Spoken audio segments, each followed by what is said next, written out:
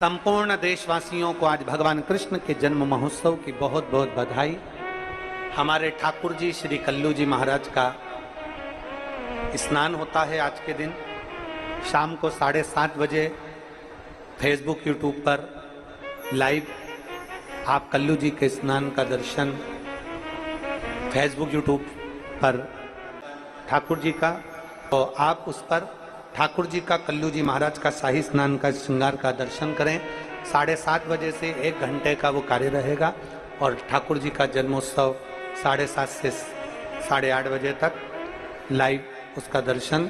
आज बड़े प्रेम से अष्टमी तिथि है, भाव के साथ भगवान कृष्ण की जन्माष्टमी भाव से बाबा से प्रार्थना करिए। एक पात्र में जल और दूध ले लीजिए। तो कहोगे गुरुजी ये कथा कहाँ से निकाल के लाए हो? तो विष्णु पुराण में से आप उसको स्मरण कर सकते हो। काय में से? विष्णु पुराण में से। एक पात्र में देसी गाय का दूध, जल उसमें रखकर, और आपके यहाँ अगर लड्डू गोपाल हो, यदि आपके घर में ठाकुर जी हो, लड्डू गोपाल हो, विष्णु जी का कोई स्वरूप हो, श्री हरि का कोई स्वरूप हो, तो उस पर शुक्रवार के दिन आप संध्या के समय पर दुर्वा डालकर उस दुर्वा से अगर लक्ष्मी जी के नामों का 108 बार उच्चारण कर कर, घी का दिया लगाकर, कैसर के चावल साथ में रखकर केवल उस जल का और दूध का मात्र छींटा देते हो, तो उसके घर में कभी लक्ष्मी की कमी नहीं आ सकती, संपदा बढ़ती चली जाती है। 108 बार लक्ष्मी के नाम का मात्र उच्चारण कर लेने पर, भगवान विष्णु के चरणारविंद पर, भगवान विष्णु के चरणों पर केवल उस दुर्वा का, जल का, दूध का सिंचन कर देने से भी लक्ष्मी की वृद्धि होती, लक्ष्मी देती। कई लोग कहते हैं भगवान कृष्ण को भजने वाले को क्या भगवान शंकर को भजना चाहिए? कई लोग कहते हैं भगवान शंकर को भजने वाले को क्या नारायण को भजना चाहिए? क्या भगवान कृष्ण को भजना चाहिए? मेरी जीजियों, मेरे जीजाओं, मेरी बेटियों, बेटाओं, मेरी माताओं, मेरे भाई, अपनी चित्तवृत्ति में एक बात उतार कर रखिए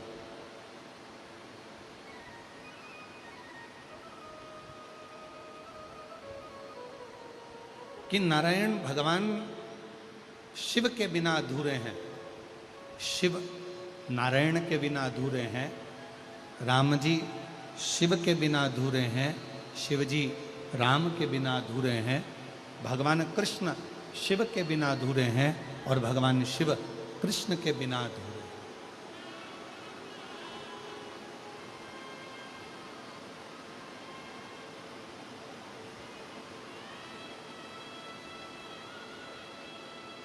जो शिव को भजने वाला है वो नारायण को अवश्य भजे। और शिव महापुराण की कथा कहती है जो नारायण को भजने वाले हैं, राम राम कहने वाले हैं, कृष्ण कृष्ण कहने वाले हैं, श्रीमन नारायण बोलने वाले हैं, भगवान नारायण का भजन करने वाले हैं, नारायण की स्तुति में डूबने वाले हैं, भगवान नारायण का मंत्र जाप करने वाले हैं, उनको शिव का नाम अवश्य ग्रहण करना चाहिए।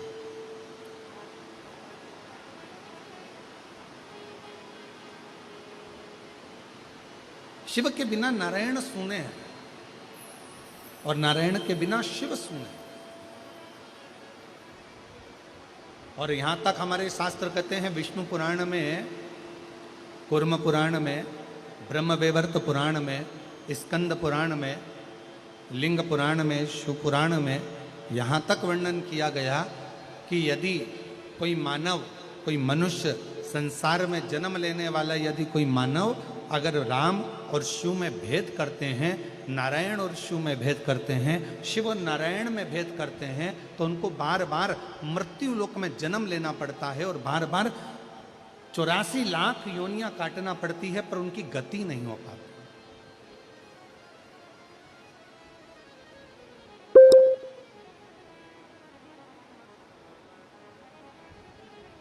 शिव और नारायण में कोई भेद नहीं है। जरा विचार करिए, तिरुमाला में विराजमान मेरे वेंकटेश भगवान,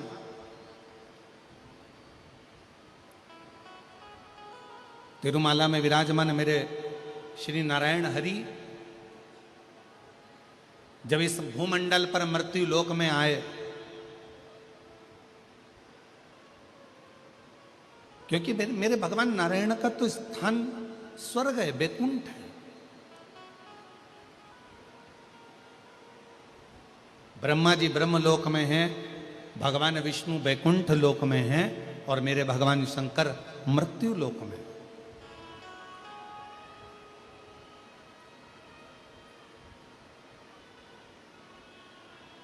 पर जब जिस समय पर भगवान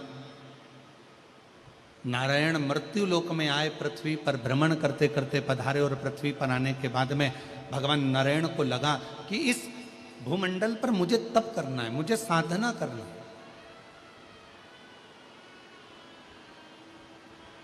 कोई स्थान निश्चित किया जाए, ऐसा कोई स्थान बताए जिस स्थान पर बैठकर मैं मंत्र जाप कर सकूं, तप कर सकूं, आराधना कर सकूं, साधना कर सकूं। और भगवान नारायण भ्रमण करते करते करते करते भगवान नारायण यहां वहां घूमते घूमते श्री देवऋषि नारद जी के पास पहुंच गए। और नारद जी उसी मार्ग से निकलकर जा रहे थे जहां से भगवान बैकुंठ अधिपति भगवान श्री नारायण जा रहे हैं। देवऋषि नारद वहां से निकलते निकलते जा रहे हैं। नारायण श्रीमन नारायण, नारायण श्रीमन नारायण, श्रीमन नारायण, नारायण श्रीमन नारायण। लक्ष्मी नारायण सत्यनारायण, नारायण हरि नारायण। लक्ष्मी नारायण सत्यनारायण, नारायण हरि नारायण। लक्ष्मी नारायण सत्यनारायण, नारायण हरि नारायण। बैकुंठ लोक भगवान नारायण का, ब्रह्मलोक ब्रह्मा जी का, पर मृत्यु लोक तो भगवान शिव जी का। अगर मृत्यु लोक पर कहीं तप करना है, मृत्यु लोक पर अगर कहीं तप साधना करना है, तो भगवान शंकर जी से पूछना पड़ेगा। तब भगवान नारायण स्वयं शिव जी से कहते हैं कि भगवान भोलेनाथ जी आप बताओ कि मैं मृत्यु लोक में कहाँ तप करूं। तो कहा एक काम करो, इस तिरुमाला पर बैठकर आप तप करिए, और कपिलेश्वर महादेव के रूप में बैठकर मैं आपकी रक्षा करूंगा।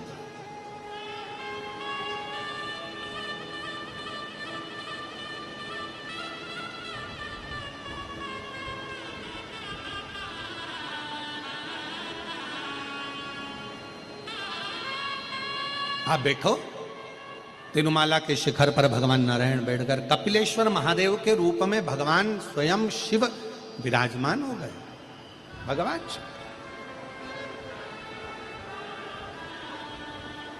ऐसा कोई भगवान नारायण का तीर्थ बता दो जिस तीर्थ में शिव ना हो। बद्रीनाथ जाएंगे, केदारनाथ जी हैं। श्रीनाथ जी का दर्शन करने के लिए नाथद्वारा जाएंगे, एकलिंग जी हैं।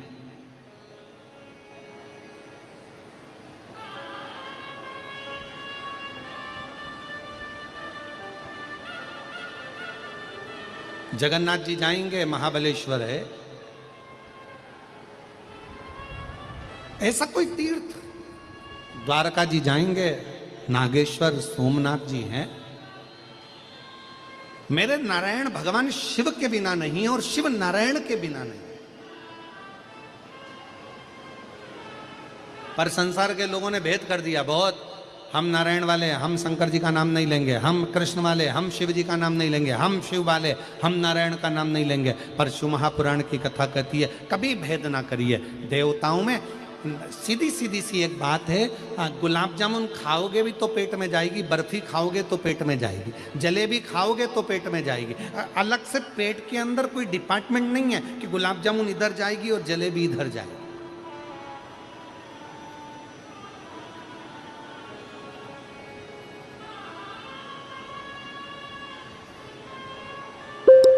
तुम्हारा मन पड़े राम कहो, तुम्हारा मन पड़े कृष्ण कहो, तुम्हारा मन पड़े शिव कहो, तुम्हारा मन पड़े दत्त कहो, तुम्हारा मन पड़े, तुम जिसका भजन करते हो, जिसका स्मरण करते हो उसको भजो। पर इतना जरूर याद रखो, शिव महापुराण की कथा कहती है कि विश्वास के साथ में भजो, भरोसे के साथ। शिव विश्वास का प्रतीक है, शंकर भगवान विश्वास का प्रतीक है। अगर राम जी की भी आराधना करना है तो शिव रूपी विश्वास का होना जरूरी है। और अगर भगवान कृष्ण की आराधना कर रहे हो तो शिव रूपी विश्वास का होना जरूरी है। कि अगर लड्डू गोपाल आपके घर में ठाकुर जी हो, 5 चीजें चढ़ती है, जल, दूध, दही, शहद, घी, शक्कर, पंचामृत की वस्तु। 5 हमारे जीवन को सार्थक करने वाले। दूध भक्ति का प्रतिबिंब है। हमारे घर से रोग, बीमारी, तकलीफ को दूध चढ़ाते ही वो रोग बीमारी समाप्त होने लगती। दही, हमारे परिवार अगर टूट रहा है, हमारा परिवार अगर टूटने की कतार पर है, 2 बेटे 3 बेटे वो भी आपस में झगड़ रहे हैं, माता पिता आपस में झगड़ रहे हैं, बेटे बहुएं आपस में झगड़ रहे हैं, तो दही शिव को जो चढ़ाया जाता है ये परिवार को जोड़ने का काम करता है। शहद, ये व्यक्ति के जीवन को, समृद्धि को बढ़ाने का प्रयास करता है। घृत, घी, हमारे घर में किसी की चिड़चिड़ वृत्ति हो तो उसको समाप्त करने का कार्य करता है। शक्कर, मिष्ठान, ये इसलिए चढ़ाया जाता है, हमारी जिंदगी में ना जाने कितनी रुकावटें आई हैं, पर मिष्ठान की तरह वो जीवन हमारा सार्थक होता चले जाए। चमृत, पंचामृत और चरणामृत दोनों को लेने का तरीका भी अलग अलग है। आप लोग लेते हैं, कभी मंदिर जाते हैं, पंचामृत चरणामृत, सत्यनारायण की कथा करवाओ, देवी जी के मंदिर में चौकी करवाओ, कुछ भी पूजन पाठ होती है तो चरणामृत और पंचामृत दोनों मिलता है। आप लोग लेते होंगे। जब पंचामृत दिया जाता है तो लेने वाले को भी सोचना चाहिए कि किस तरह से लेना है। जब पंचामृत दूध, दही, शहद, घी, शक्कर जो मिला हुआ रहता है उसको जब हम लेते हैं तो उसको लेने के बाद में अपने हाथ को हम हृदय से लगाते हैं। किस चीज को लेने के बाद? जम के बोलो, पंचामृत। चरणामृत नहीं, पंचामृत लेने के बाद हाथ को हम हृदय से लगाते हैं। और चरणामृत अर्थात किसी मंदिर में गए, तुलसी जी पड़ी हुई है जल के अंदर और वो पंचपात्र में जल जो रखा हुआ है वो चरणामृत है। उस चरणामृत को जब हम लेते हैं तो उस जल को लेने के बाद में हम अपने हाथ को हृदय से नहीं लगाकर अपने मस्तक से लगाते हैं। उसका कारण क्या है? उसका केवल एक कारण है कि पंचामृत लेने के बाद हमने जो हाथ को हृदय से लगाया उसका कारण केवल इतना सा है कि भगवान के स्नान की झांकी का दर्शन हमारे हृदय में जाए। और चरणामृत लेने के बाद जो हमने हाथ को सिर पर लगाया उसका कारण केवल इतना सा है कि भगवान के चरणारविंद का जल जब हमारे मस्तक पर चढ़ेगा तो हम जैसे पापियों का भी उद्धार अपने आप हो जाएगा। दोनों को लेने का तरीका। और प्रसाद, कई लोग क्या करते हैं, प्रसाद लेने के बाद हाथ सिर पे रखते हैं। नहीं नहीं नहीं, गलत। बहुत ध्यान देना साहब, बहुत सी चीजें हम अपनी जिंदगी में बहुत गलत करते हैं और फिर भगवान से ये विचार करते हैं कि भगवान हमारा कल्याण क्यों नहीं कर रहा, क्योंकि हम गलत कर रहे हैं, हम गलत धारण कर रहे हैं। सुंदर चरित्र कहा, लक्ष्मी आती ही नहीं, बहुत कष्ट है, जमीन जायदाद पड़ी बिक नहीं रही, तो एक काम करना, इतना दुख अगर आपके जीवन में है, तुलसी की लकड़ी, पहले से तुलसी आपके घर में अगर सूखी हो, तुलसी सूख गई हो तो उसकी जो लकड़ी होती है उस लकड़ी का 7 लकड़ी का बंडल बनाकर दीप बना लो। लकड़ी का दीप मतलब लकड़ी पतली पतली डालियों को लेकर कच्चे सूत से उसको बांध लो और बांध कर घी में डुबक दो। भगवान के मंदिर में शिव मंदिर में नहीं, भगवान किसी भी देवता के मंदिर में, विष्णु के मंदिर में, नारायण के मंदिर में, कृष्ण मंदिर में, राम मंदिर में, किसी भी मंदिर में मंदिर ना हो तो अपने घर के मंदिर में शाम के समय पर उस तुलसी की लकड़ी का दीप, दिया भरकर उसमें घी डालकर जो दीप प्रकट कर देता है, जला देता है, दीप को प्रज्वलित कर देता है, उसके घर में कभी संपदा की कमी नहीं होती महाराज। विष्णु पुराण में स्पष्ट लिखा है। इसलिए शायद कहा जाता है कि भगवान को सर्वश्रेष्ठ कौन सा चंदन अच्छा लगता है। आपको पहले भी कथा में कहा, आगरा की कथा अगर किसी ने सुनी होगी तो उसमें वर्णन किया, भगवान को सर्वश्रेष्ठ चंदन कौन सा, भगवान को सर्वश्रेष्ठ चंदन कौन सा प्रिय है। वो कौन सा चंदन है जो भगवान विष्णु को लगाएं, राम को लगाएं, कृष्ण को लगाएं। वो कौन सा चंदन है जो श्री हरि को लगाया जाए।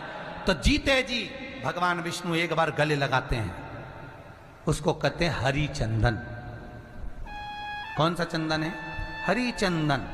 हरि चंदन बाजार में नहीं मिलेगा, हरि चंदन आपको बनाना पड़ेगा। कैसे बनाना है?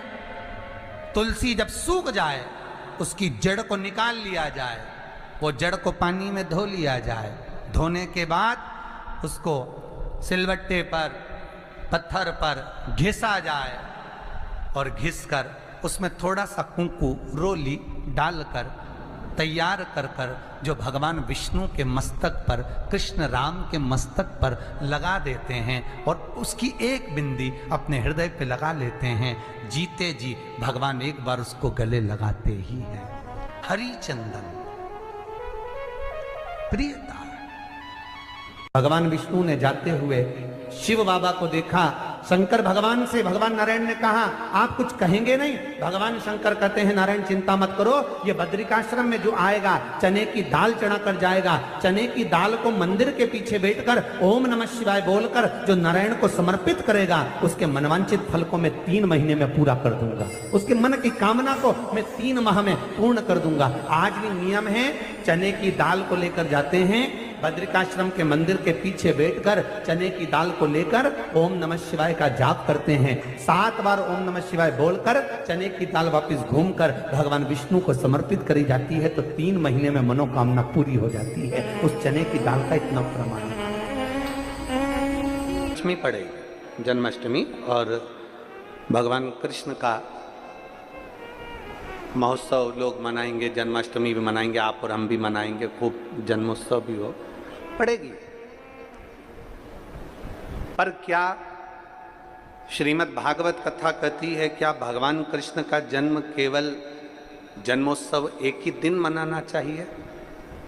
श्रीमद् भागवत कथा में वेद व्यास जी वर्णन करते हैं, सुखदेव जी महाराज राजा परीक्षित से कहते हैं कि भगवान कृष्ण का जन्मोत्सव तो अपने दिल में रोज मनना चाहिए कि आज मेरा कृष्ण मेरे हृदय में प्रकट हुआ है, आज मेरा कृष्ण मेरे हृदय में प्रकट हुआ है, आज मेरा कृष्ण मेरे नगर में प्रकट हुआ है, आज मेरा कृष्ण मेरी रोमावली में प्रकट हुआ है, आज मेरा कृष्ण मेरी चित्तवृत्ति में प्रकट हुआ है, आज मेरा कृष्ण मेरे नयनों में प्रकट हुआ है, आज मेरा कृष्ण मेरी श्रवण शक्ति में प्रकट हुआ है, आज मेरा कृष्ण मेरी श्वासों में प्रकट हुआ है, आज मेरा कृष्ण मेरे हृदय में, मेरे चित्त में, मेरी वृत्ति में प्रकट हुआ। केवल साल में एक दिन भगवान कृष्ण का जन्मोत्सव नहीं, रोज प्रतिदिन अपने भीतर भगवान के प्रागट्य का जन्मोत्सव होना चाहिए। तन्नता अगर सीखना है तो मेरे भगवान कृष्ण से सीखो, जिनकी सग्गी बुआ का लड़का 99 गाली दे देता है। सीखना है तो भगवान कृष्ण से सीखो, जिनकी सग्गी बुआ का लड़का 99 गाली दे रहा है और भगवान कृष्ण के चेहरे पर सल नहीं है और वो मुस्कुरा रहा है।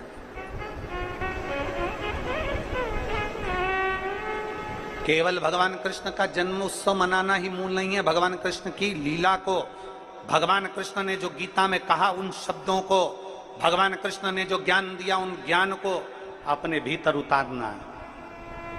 99 गाली भगवान कृष्ण के बुआ के लड़के ने दे दी और भगवान कृष्ण के चेहरे पर सल नहीं था, मुस्कुरा रहे थे और 100 गाली पूरी हुई और उस बुआ के लड़के का सिर कट जाता है। भगवान कृष्ण की कथा कहती है दुनिया के लोगों को गालियां देने दो, ताने कसने दो, अपशब्द कहने दो, तुम अपने चेहरे की स्माइल खत्म मत होने देना। जैसे मेरी बुआ के लड़के का सिर कटा, एक दिन उसका भी कट जाएगा।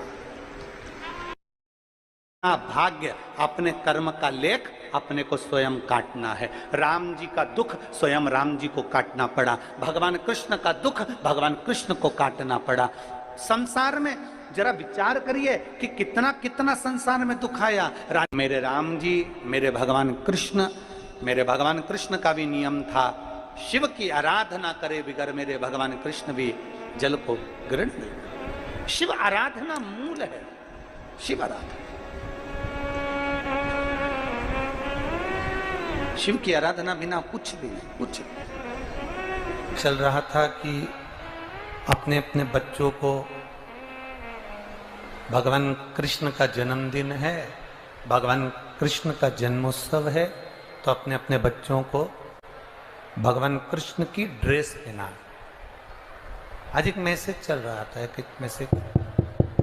आज एक मैसेज चल रहा था कि अपने अपने बच्चों को भगवान कृष्ण की ड्रेस पहना। पर हमारा तो इतना कहना है कि अपने बच्चों को भगवान कृष्ण की ड्रेस पहनाए ना पहनाए, पर इतना जरूर करें, अपने घर के बच्चों को भगवान कृष्ण जैसा एक संस्कार जरूर दें। जैसे उन्होंने द्रौपदी की लाज बचाई, ऐसी सबकी लाज बचाते रहे। आप ड्रेस पहनाएं ना पहनाएं, पर अपने बच्चों को ये ज्ञान जरूर दें कि उन्होंने जैसे गीता का ज्ञान देकर संपूर्ण विश्व का कल्याण किया है, गीता का ज्ञान देकर संपूर्ण विश्व का उद्धार किया है, गीता का ज्ञान देकर संपूर्ण विश्व का कल्याण किया, ऐसा गीता का ज्ञान आपके बच्चे भी प्रदान करें। आप अगर विश्वास रखे हो,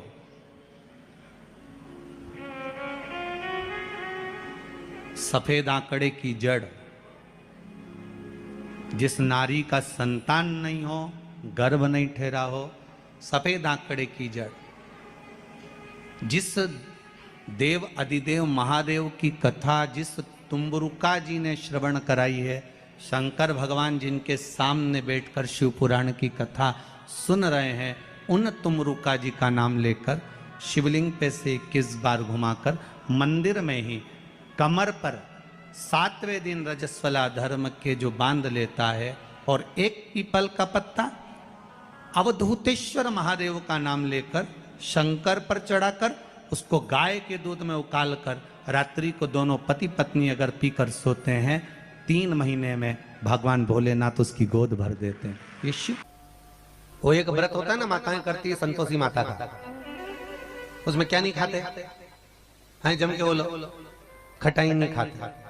अच्छा ईमानदारी से बोलो, तुम 16 सोमवार शुक्रवार करे तुमने संतोषी माता के, तुमने 10 शुक्रवार करे संतोषी माता के, और संतोषी माता ने तुम्हारी नहीं सुनी तो तुम जगत में कहोगी बताओ माता जी के हमने तो व्रत करे और माता जी ने हमारी नहीं सुनी। पर तुमने व्रत करे तो करे कैसे? तुमने धारण तो करा कि शुक्रवार को खट्टा नहीं खाना है, पर संतोषी माता के व्रतों को तुमने अच्छे से धारण नहीं करा। तुमने उसमें पढ़ा कि खट्टा मत खाओ, पर संतोषी माता के व्रत को अगर अच्छे से धारण करोगी, गणेश जी की बेटी है संतोषी,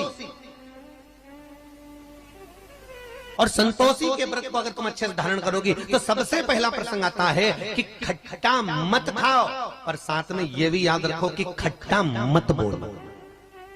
अब मालूम पड़े शुक्रवार का व्रत रख लिया, खट्टा नहीं खाऊंगी, खट्टा नहीं खाऊंगी, और सबसे झगड़ा करती फिर रही, जरा जरा सी बात में लड़ रही, जरा जरा सी बात में खट्टा बोल रही, तो व्रत लगेगा? अरे बोलो तो जी जियो, अरे बोलो अच्छे से, लगेगा? व्रत का फल मिलेगा? नहीं। और जगत में कह रही मैंने तो व्रत भी करे पर फायदा नहीं हो रहा, मैंने तो व्रत भी करे कोई लाभ नहीं हो रहा, तो भगवान भी बोले लाभ कहां से होगा? खट्टा खाया नहीं पर खट्टा बोला तो, और खट्टा अगर बोल दिया तो लाभ क्या? उसका भाव